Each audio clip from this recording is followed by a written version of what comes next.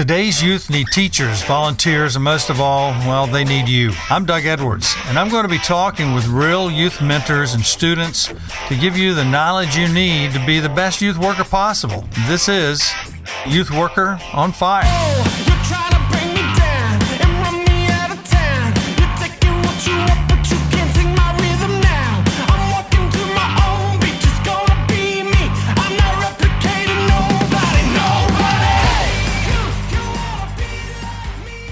Hey, it's Doug Edwards with Youth Worker on Fire again, and we have a great episode today, and I hope you will share it with your friends.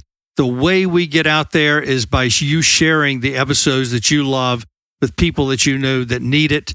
Make sure you let us know what's happening and how these episodes are helping you, or if there's something about an episode that you have a story to tell in your own life, let us know that at youthworkeronfire@gmail.com. That's youthworkeronfire@gmail.com. You can send us a voice message on there or type us something out. Today is about running with endurance or purpose. Ministry is not a sprint. It's a marathon run with Jesus at your side. And if any of you have done anything close to a marathon, or anyone who's ran more than a lap around the football field or the running track, if you've run a mile, 2 miles, 3 miles, you know it takes some endurance to do that. I used to run 3 to 5 miles a day since I was in the 8th grade, trying to get ready for sports, and just continued on with that for many decades of my life. And it was something that helped me to focus and stay alert, get that oxygen flowing. And so you know what that is. And some of you have even done half marathons and marathons. I have a son-in-law that is an incredible runner, and he's done a half marathon before. And I have another friend, Fellowship of Christian Athletes, Tim Hancock, who actually did the Hawaii Ironman at one time. I think he may have done one other as well. And quite a lot of endurance in those races, something that I won't be doing. Some of you have, though. And I've done other kinds of endurance things in the mountains and different things, but running a race is something that Paul talks about in the scriptures. Hebrews 12:1-2 says, "Let us run with perseverance the race marked out for us, fixing our eyes on Jesus." Let us run with perseverance the race marked out for us.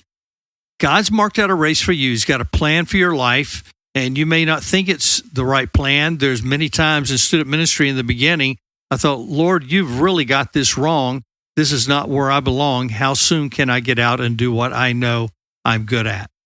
And God showed me. It took him a few years to let me see, no, the race that I've got you running right now is the race that I want you to run. And it's your ultra marathon. It's not just a 26-mile marathon. It's your ultra marathon.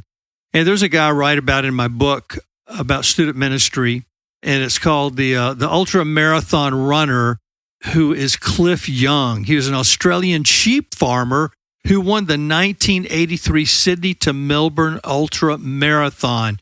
Young, who was 61 at the time, famously ran in his work boots and overalls. He had to talk them into letting him run because they're going, you're not dressed for this. These are professional runners, some of these guys. They've been training for years for this sort of a race. And he's going, no, listen, here's the stuff that I've done. I lived a life of herding sheep on foot, having prepared him, and that was the thing that prepared him for this immense endurance needed to outlast the younger, professionally trained athletes in this race. He achieved this victory by running continuously without sleep. No one told him he was supposed to take a break, and so he didn't. A strategy unconventional for the race, and won by a significant margin. And later, if I remember correctly, the race was named after him, the Cliff Young Ultramarathon. And so that was Sydney to Melbourne Ultramarathon. So there's endurance races that God has prepared for us, and we don't see them as endurance races, but he does, and he sees the goal ahead of us, and he says, listen, you're not going to see everything, but if you'll follow me, just run the race. I've marked out the way. Just go as far as you see me leading you. And when you get to that point, I'll show you how much farther to go.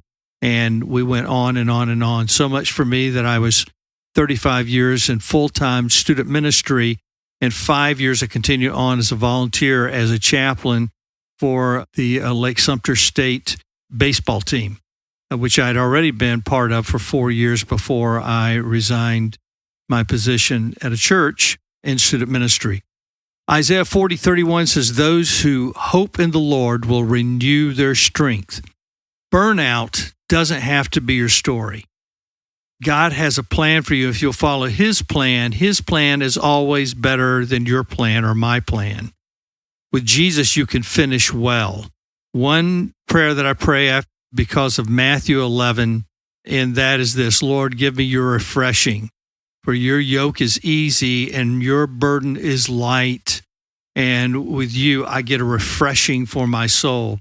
And Lord, I don't want my plans or the burdens I put on myself, because those things have weighed me down all my life. So I want your yoke because it's easy and your burden is light. So I want what is easy and light. And you'll find that even though the road looks really hard in the race that God's got you on, you'll find that He's carrying you and you're able to endure it and finish it, because it's a lot easier than the races and the burdens we put on ourselves. So in student ministry, remember this: if this is where God has you, do it, and always look for the next place He wants you to run, the race that He's marked out for you personally. See you next time on Youth Worker on Fire. Tell your friends and write us at youthworkeronfire@gmail.com. You've been listening to the Youth Worker on Fire podcast. If you like what you hear, please subscribe and tell your friends. Also, leave a comment and tell us what you think. Stay tuned for more informative episodes.